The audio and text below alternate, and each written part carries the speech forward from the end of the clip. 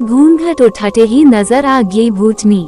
दुनिया में हर इंसान चाहता है कि उसे सुंदर दुल्हन मिले, लेकिन सोचिए अगर शादी के बाद घूंघट उठाते ही वो दुल्हन भूतनी निकले तो आपका क्या हाल होगा।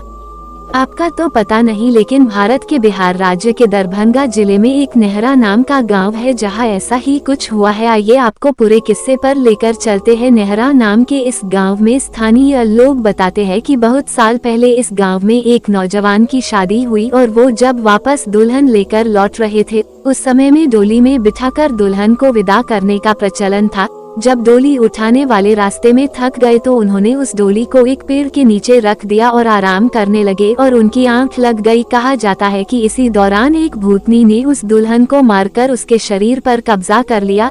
इस वाकये के बारे में किसी को भी पता नहीं चला और डोली दूल्हे के घर पहुंच गई। रात को जब दूल्हा सुहागरात में अपने कमरे में गया और जैसे ही दुल्हन का चेहरा देखने के लिए घूंघट उठाने लगा तो अचानक उसे जोरदार प्यास लगी और पानी पीने की इच्छा जताई। तो उस दुल्हन ने वहां बैठे बैठे अपने हाथ लंबे कर कुएं से पानी का लोटा भर लाई। इतना देखते ही दूल्हे के होश उड़ गए और वो जमीन पर गिरकर बेहोश हो गया। और जब उसे होश आया तो उसके सामने उसकी दुल्हन एक भूतनी के रूप में बैठी थी और उसने दूल्हे से कहा कि माँ, मेरा राज जान चुके हो, इसलिए तुम्हारे पास मैं नहीं रह सकती और ऐसा किया तो तुम्हारी जान जा सकती है।